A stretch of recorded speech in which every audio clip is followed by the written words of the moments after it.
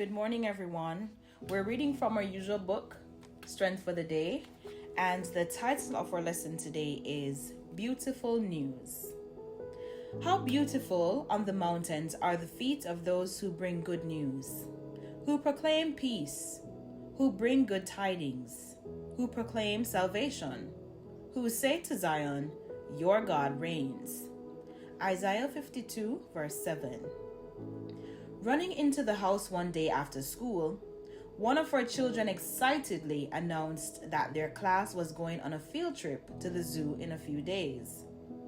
Children love the excitement of having something to look forward to. What about us? Are we excited about the good news? And do we look forward to sharing it?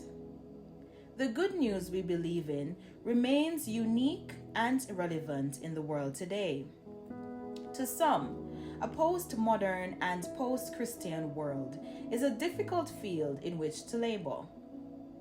It is a time when many people feel their personal journey, their individual experience, and their relative truth are more valuable than an old, organized, and institutionalized religion that they consider outdated.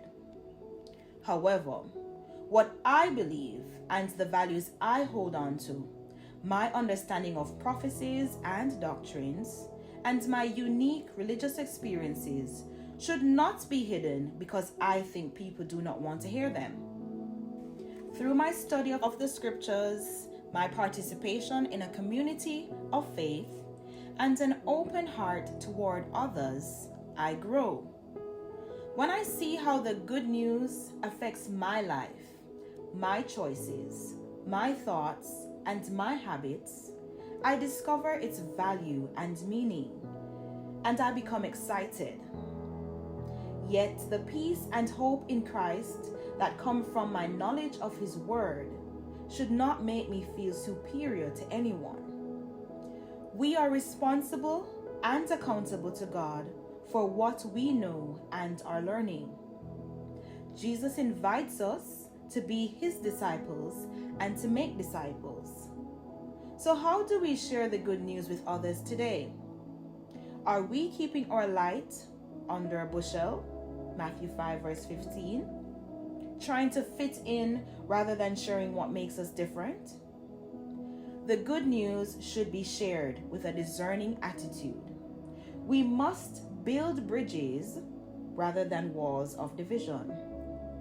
The message is beautiful, not only to the one who shares it, but also to the one who hears it. God's good news will break down barriers and open prison doors. As you study Jesus' life, notice His meek, loving, and compassionate attitude. Note how He shared good tidings, proclaimed salvation, and declared, "My God reigns." May God reign in our lives as we grow and share the good news. Nilde Iti. It is my hope that you have been strengthened for the day and that you have been encouraged. The title of our lesson today was Beautiful News, and the author so ably takes us through the experience of her child who comes home excited about going to the zoo. The child could not contain his or herself. As Christians, we have a valuable message. We have that message of hope. It's a beautiful message, and the author challenges us. Are we sharing this message? Are we bold in our faith, or are we hiding it? And that's something that I reflected on, and that's why I'm here doing this video presentation via social media. I thought to myself, I'm being encouraged in a wicked world. Despite all that's going on in my surroundings, I have hope because I have hope in God. How many other persons know that there is hope? Who is there to tell them?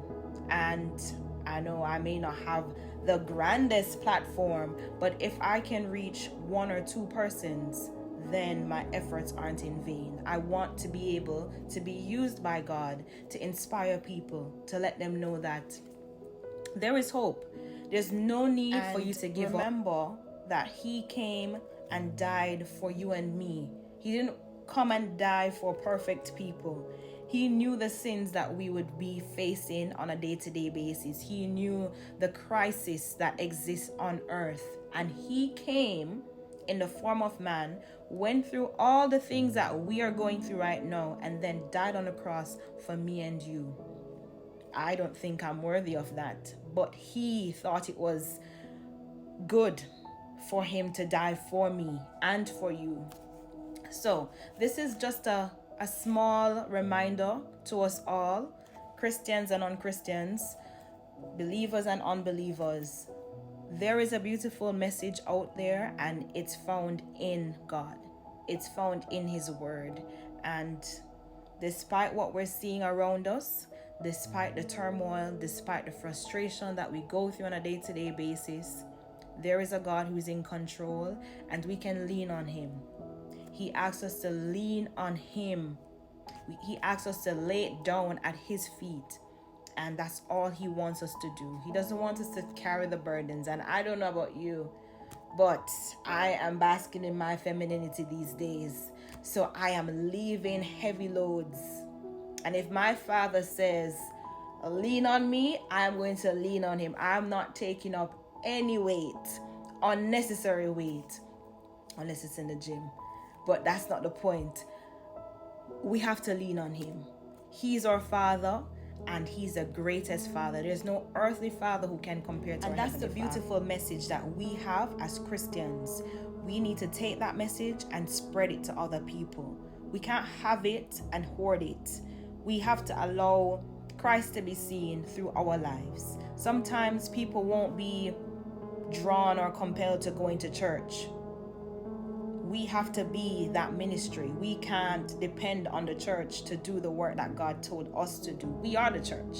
So let's take some steps to make a difference in the world that we're living in. There are people who are going to Christless graves, and the onus is on us to take up that mandate. Let our lives reflect Christ. Let people know that, hey, there's something different about that girl or that young man. I want to know more. I want to serve the God that they are serving. I see the blessings in their life. I know that there's a God because I see how they operate. So that is the beautiful message that we need to embody in the way we do life. Yeah, let our life be a living testimony to other people. So thank you for joining us always. It's a pleasure to share this message from the daily devotional. It inspires me on a daily basis, and it's my hope that it has inspired you. So thanks for tuning in, and I will see you again tomorrow.